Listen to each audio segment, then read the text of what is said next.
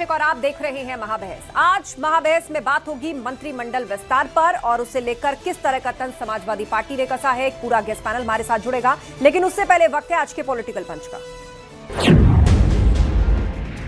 ने इस विजन को प्रभावी ढंग से लागू करने का काम किया है। 2017 के पहले स्टेडियम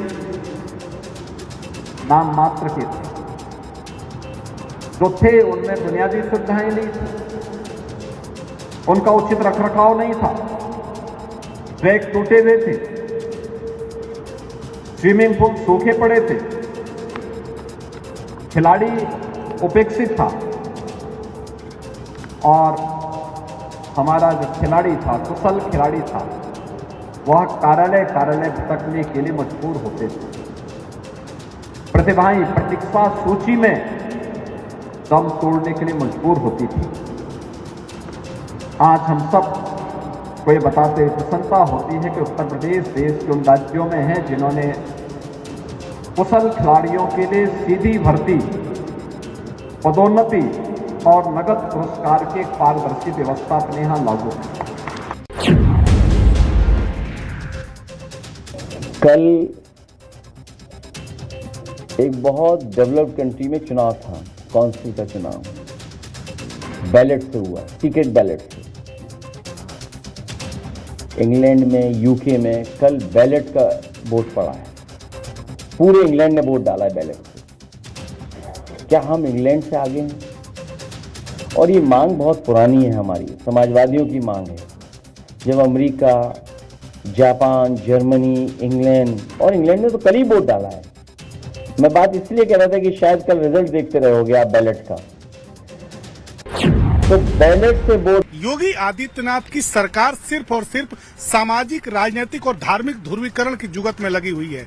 यह जो मंत्रिमंडल का विस्तार हो रहा है, यह विदाई के बेला में दिखा रहा है कि इनके बीच में जो पीडीए के अपने पराक्रम और पुरुषार्थ का जो परिवर्तन का बिगुल दिखाई दे रहा है, बिगुल फूंका जा चुका है, उसका असर भारतीय जनता पार्टी के नेताओं पर और भारतीय जनता पार्टी की सरकार पर साफ तौर पर देखा जा सकता है।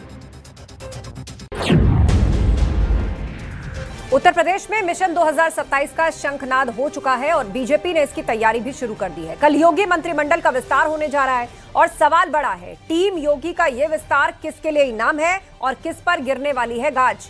कल तक जो समाजवादी पार्टी की साइकिल पर सवार होकर बीजेपी को चुनौती दे रहे थे, आज उन्हीं बागियों को भी इनाम मिलना संभव है। क्या यह अखिलेश यादव के पीडीए फॉर्मूले को तोड़ने का मास्टर प्लान है? 6 नए चेहरों की एंट्री होने वाली है, लेकिन चर्चा सिर्फ मंत्रियों की नहीं बल्कि उस महिला फैक्टर की भी है जिसे 2027 की जीत की सबसे बड़ी चाबी माना जा रहा है। एक और अपनों को साधने की चुनौती, दूसरी तरफ उन बागियों को उपहार देने की तैयारी। आज इसी पर महाबहस गेस्ट पैनल में ज्वाइन कर रहा है। आपका इंट्रोडक्शन करा देते हैं। संजय राणा जी हमारे साथ हैं, राजनीतिक विश्लेषक। प्रोफेसर भुवन जोशी हमारे साथ हैं, सपा प्रवक्ता। डॉक्टर सुधा मिश्रा थोड़ी देर में हमारे साथ होंगी, कांग्रेस की स्पोक्सपर्सन। दयाराम भार्गव जी प्रवक्ता सुभाषपा हमारे बीच में है। डॉक्टर परमवीर सिंह राजनीतिक विश्लेषक। आप सभी का बहुत बहुत स्वागत है। हमारे सहयोगी संकेत भी लखनऊ से हमारे साथ जुड़ रहे हैं, उनका भी हम रुख करेंगे चर्चा के लिए, लेकिन सबसे पहले महाबहस के सवालों पर नजर डालते हैं। टीम योगी विस्तार, किस पर गाज, किसे उपहार? अब मंत्रिमंडल विस्तार हो रहा है, कुछ नए मंत्री बनाए जाएंगे, कुछ को इनाम देना होगा। 27 का चुनाव आ रहा है। जो सवार हुए बीजेपी के रथ पे सपा की साइकिल को छोड़ के, क्या उनको इनाम दिया जाएगा? और बहुत सारे ऐसे सवाल जवाब हैं। समाजवादी पार्टी के अध्यक्ष अखिलेश यादव ने कहा है, क्यों नहीं आरक्षण आप इस मंत्रिमंडल में ही लागू कर देते, महिला मंत्री बनाइए सारे। सपा के बागियों को इनाम, 27 का इंतजाम। जाति वाला दाव चला, पीडीए तोड़ने का फॉर्मूला, ये बड़ा सवाल है और इसी से जुड़ी बड़ी खबर इस वक्त आ रही है, आपको बताते हैं।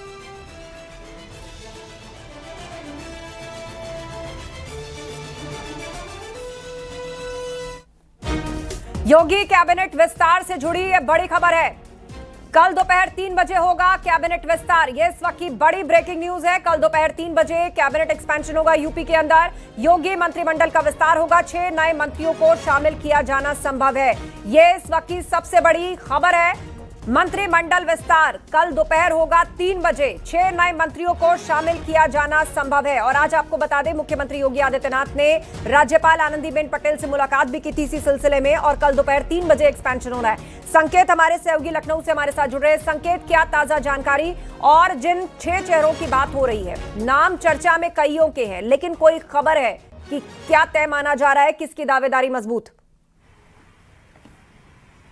बिल्कुल, देखिए सबसे पहले जो सबसे बड़ी खबर है कि मंत्रिमंडल का विस्तार ये तय हो गया है कि कल होगा और जो समय है वो भी तय हो गया है। न्यूज 18 सबसे पहले जानकारी दे रहा है कि 3 बजे कल मंत्रिमंडल का विस्तार होगा और ये बहुप्रतीक्षित मंत्रिमंडल का विस्तार है और ये कल 3 बजे होगा।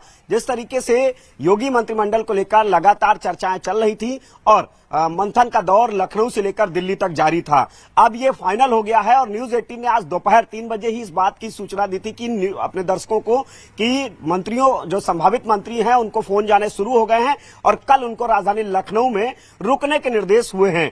ऐसे में अब इस बात पर मुहर लग गई है, इस खबर पर मुहर लग गई है कि कल 3 बजे योगी मंत्रिमंडल का विस्तार होगा और इसमें जो संभावित 6 चेहरे हैं उन्हें मंत्री बनाया जा सकता है। दरअसल योगी मंत्रिमंडल के लिहाज से अगर देखा जाए तो 60 मंत्री बनाए जा सकते हैं, इसमें 54 मंत्री हैं, 6 मंत्री और शपथ ले सकते हैं। और जो सबसे खास बात है कि किसी को आउट यानी कि बाहर करने की तैयारी में पार्टी नेतृत्व तो नहीं है। दरअसल विधानसभा का चुनाव है और विधानसभा चुनाव से पहले बीजेपी किसी को नाराज नहीं करना चाहती है। ये एक तरीके से प्लान समायोजन है और जाति और क्षेत्रीय समीकरणों को साधते हुए उत्तर प्रदेश में अब ये मंत्रिमंडल विस्तार होने जा रहा है। इसमें उन चेहरों को मौका दिया जाएगा जो जातीय और क्षेत्रीय समीकरण के लिहाज से फिट बैठे। भारतीय जनता पार्टी ने 6 क्षेत्रों में संगठनात्मक लिहाज से बांटा हुआ है पार्टी को और उसमें 6 क्षेत्रों में पश्चिम के लिहाज से अगर देखा जाए तो वहां पर जाट और गुर्जर के समीकरण को देखते हुए भारतीय जनता पार्टी इस कोशिश में है कि वहां से बड़े जाट चेहरे चौधरी भूपेंद्र सिंह को मंत्री बनाया जा सकता है। वो भारतीय जनता पार्टी और ये लगभग बात फाइनल हो गई है कि भूपेंद्र चौधरी मंत्री बन सकते हैं, मंत्री बन रहे हैं कल। और दूसरी जो नाम है कि एक गुर्जर चेहरे को भी मौका मिल सकता है। अशोक कटारिया के नाम को लेकर चर्चा है, योगी वन में मंत्री थे, और कृष्णा पासवान जो कि चलिए नामदार नाम हम चर्चा करेंगे, लेकिन कुछ नाम है जिनको लेकर कहा जा रहा है कि इनकी दावेदारी बहुत मजबूत है। सब कुछ कल दोपहर 3 बजे साफ हो जाएगा। आप हमारे साथ जुड़े रहेंगे संकेत। और डिबेट की शुरुआत करते हैं संजय राणा जी।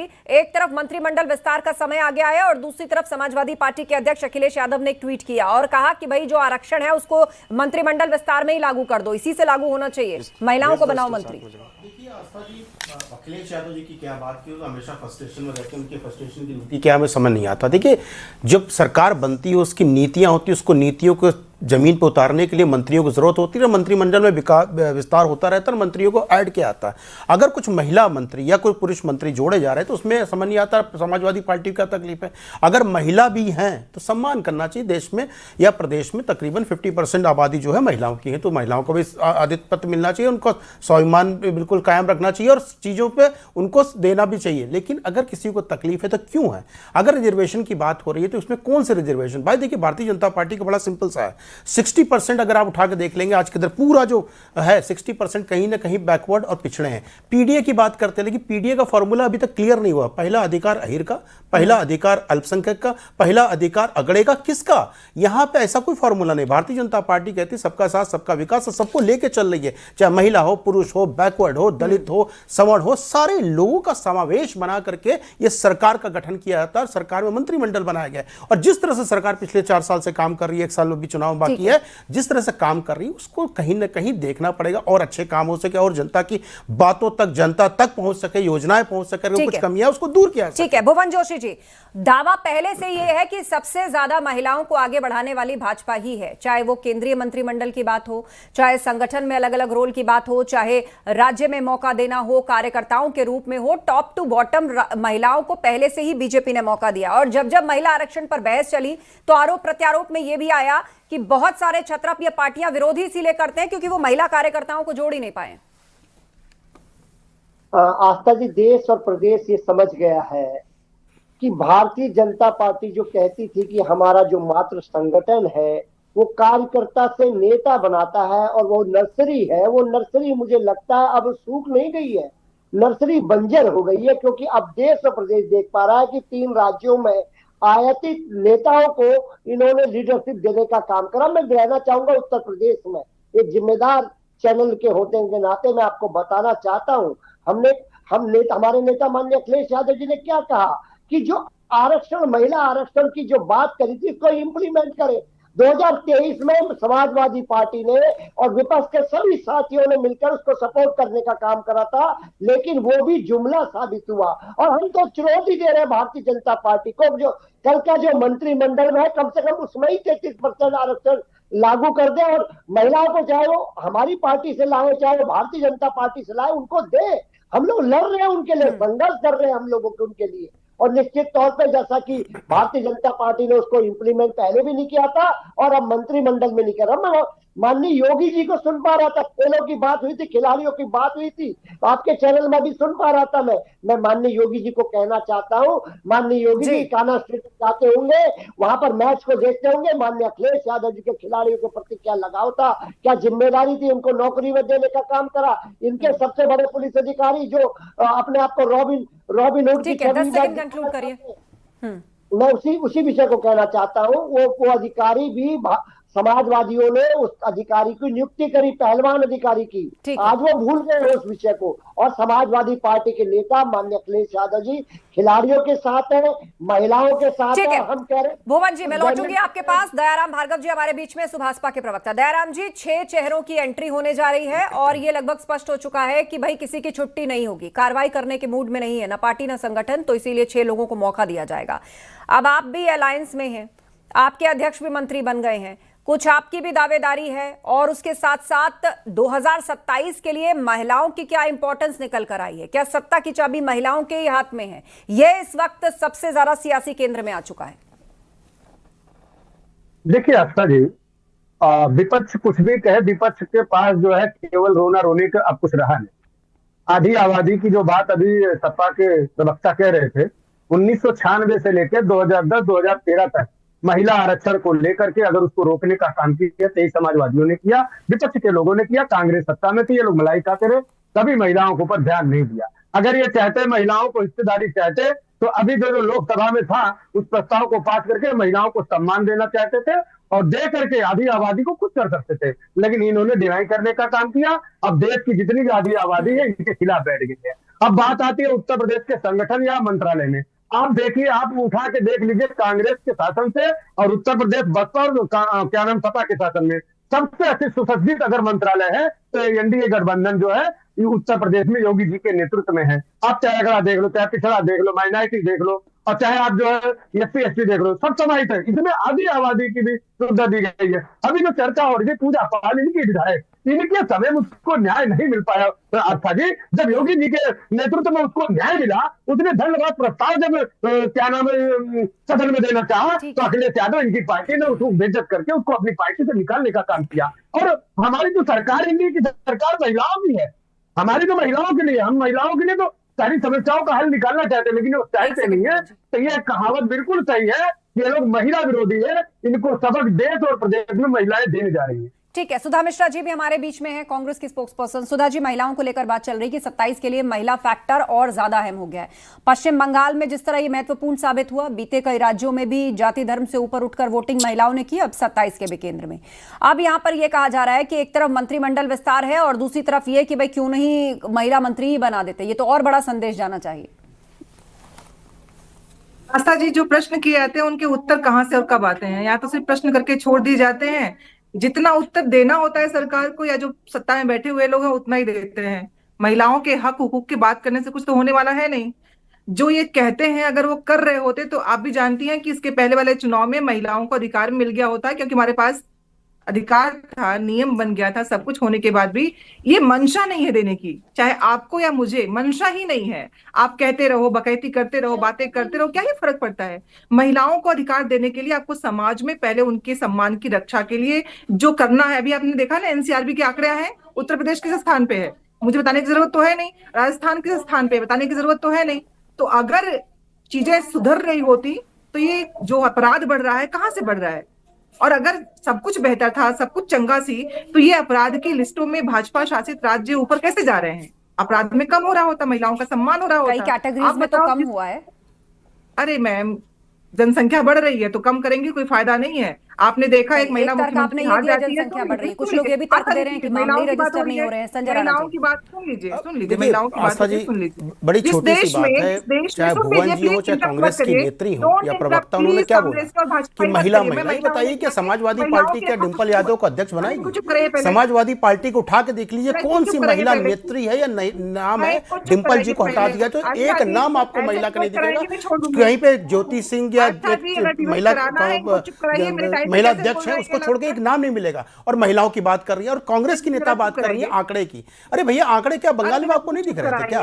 25 करोड़ की उत्तर प्रदेश की आबादी, उससे परसेंटेज निकालेंगे तो पॉइंट में आता है। तो पॉइंट में रेप के मामले कम हो गए, लूटपाट के मामले कम हो गए। कौन सी एनसीआरबी की डेटा आप उठा के देख रहे हैं? आपको डेटा देखने के पहले कर्नाटक का डेटा भी देख लेना चाहिए। 1200 किसान 18 महीने में मर गए थे, वो आपको नहीं दिखेगा, क्योंकि आपके शासन काल में आंख बंद कर लिया जाता है, आंख पे काला रंग का चश्मा पहन लिया जाता है। तो चश्मा कृपया करके एकदम उजला कर लीजिए, सफेद कर लीजिए, फिर पारदर्शिता के साथ दिखेगा। जितनी विपक्षी पार्टियां, आस्था जी, कोई भी पार्टी महिला के साथ ना खड़ी थी ना खड़ी है। ये बता दीजिए, कांग्रेस में किस महिला नेत्री के साथ अत्याचार नहीं हुआ? आपने राधिका खेड़े का हालत देखा था, असम वाली नेत्री का हालत देखा था, अभी साउथ में घटना घटी उसका हालत देखा था। मतलब सुनवाई करने वाला नहीं है। वो छोड़ दीजिए, 5 सेकंड खत्म, वो छोड़ दीजिए। प्रियंका जी को तो आगे नहीं आने दे रहे हैं, तो सोच सकते हैं घर में सिर्फ भुवन जोशी जी।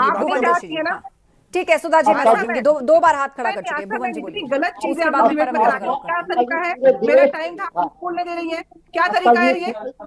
मेरी बात आई नहीं, आपने उनको बोलने दिया, मेरी आवाज आपको सुनी नहीं पड़ रही है। ठीक है सुधा जी बात सुन लीजिए सपा की। भुवन जी बोलिए, उसके बाद परमवीर जी। आस्था जी, पूरे देश ने देखा है कि किस प्रकार चुनावी जुमला साबित हुआ जब हमने सपोर्ट कर, मैं मत बुलाया करिए, इंतजार करिए सुधा जी। 2023 में हमने जब इसको बिल को पास करवाया, लेकिन ये अभी फिर झूठ बोल रहे हैं। सपा इसके प्रवक्ता राजभर जी की पार्टी के प्रवक्ता फिर यहाँ सफेद झूठ बोल रहे हैं। डिलिमिटेशन का बिल आया था, आपको पता होगा 2000, हमने देखा, पूरे देश ने देखने का काम करा। इन्होंने महिला बिल पास नहीं कराया इस बार भी। इस बार आप चाहते तो कांग्रेस शासन में यह बिल ला सकते थे, महिलाओं को अधिकार दे सकते थे। बात को रखने दीजिए, बात को सुनने में झूठ परोस रहे हैं।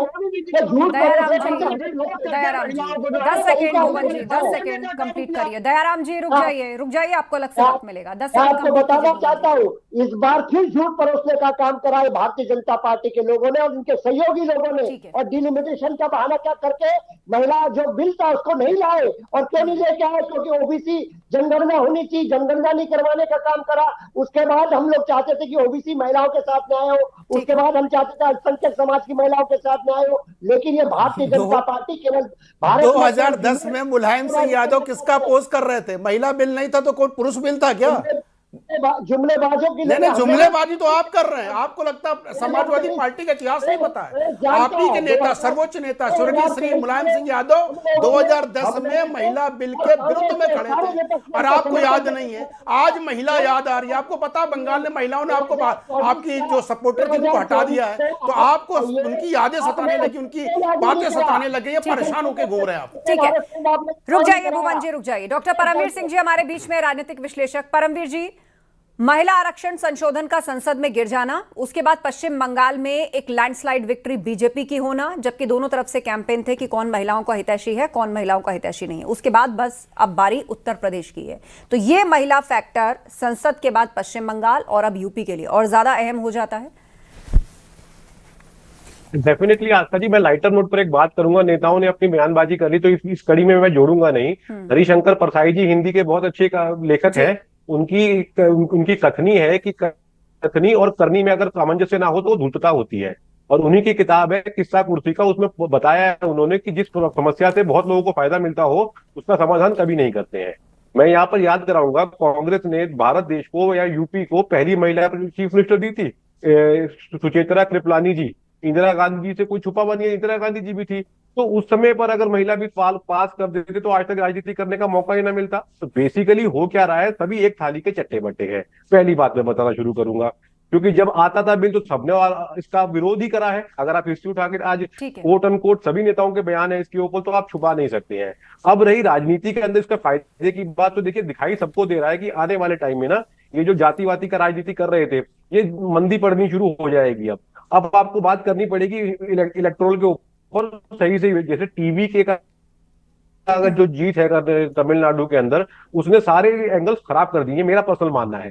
तो अब आने वाले टाइम में महिलाओं को आप लॉलीपॉप नहीं दे सकते हैं, आपको देना पड़ेगा, चाहे जिस पार्टी को भी सत्ता में रहना है। उसी क्रम में आगे काम होने वाला है ये। देखिए इसमें अब और महिलाओं के अंदर भी देखना होगा, आप मुखोटा पहन के काम नहीं कर सकते हैं। बंगाल के अंदर आरजे कर की घटना हुई थी, बंगाल की चीफ मिनिस्टर ममता बनर्जी जी थी, एक महिला थी, लेकिन उन्होंने क्या किया सिवाय राजनीति करने के, तो उनको आज उसका परिणाम भुगतना पड़ रहा है। और रही ये बात जो बार बार कह देते हैं कि इलेक्टोरल बॉय में इलेक्शन कमीशन खराब था, ईवीएम खराब थी, तो मैं देख रहा हूँ, मुझे लगता है आने वाले समय में ये सब कहा जाया करेगा कि जादू टोना कर दिया गया था, सम्मोहित कर लिया वोटर को, या क्या नाम है, किसी बाबा से कोई तंत्र मंत्र करा दिया, जैसे पाकिस्तान की टीम ने कहा था ना कि इंडिया की टीम तंत्र मंत्र करती है। आगे इस लेवल पे भी उतरना पड़ेगा अगर सही मुद्दों को नहीं पकड़ा जाएगा। चलिए, राजनीति का सही मुद्दा यही है।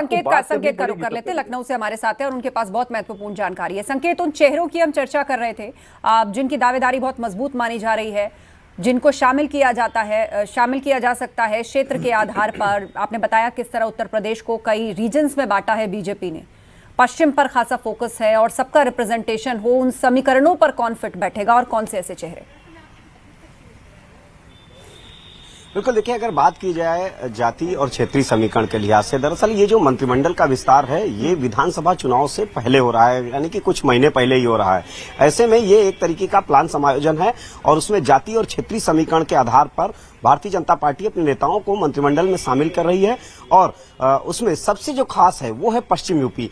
पश्चिम का वो क्षेत्र है कि जब 2022 में विधानसभा के चुनाव हो रहे थे, उस दौरान बड़ा किसान आंदोलन पश्चिम यूपी में था। जयंत चौधरी भी समाजवादी पार्टी के साथ गठबंधन में थे। ऐसे में बीजेपी के सामने वहां पर राह मुश्किल थी, लेकिन जब नतीजे आए विधानसभा चुनाव के, तो भारतीय जनता पार्टी ने वहां पर विधानसभा चुनाव में बेहतर प्रदर्शन किया कि 125 में से 96 सीटें भारतीय जनता पार्टी ने अपने अकेले दम पर पश्चिम यूपी में जीती। तो ऐसे में बीजेपी के रणनीतिकारों का मानना है कि पश्चिम यूपी के जो सियासी समीकरण हैं उसमें पूरी तरीके से पैठ बनाए रखना है और अपने जो नेता हैं अलग अलग समाजों के, उनको प्रतिनिधित्व देना है।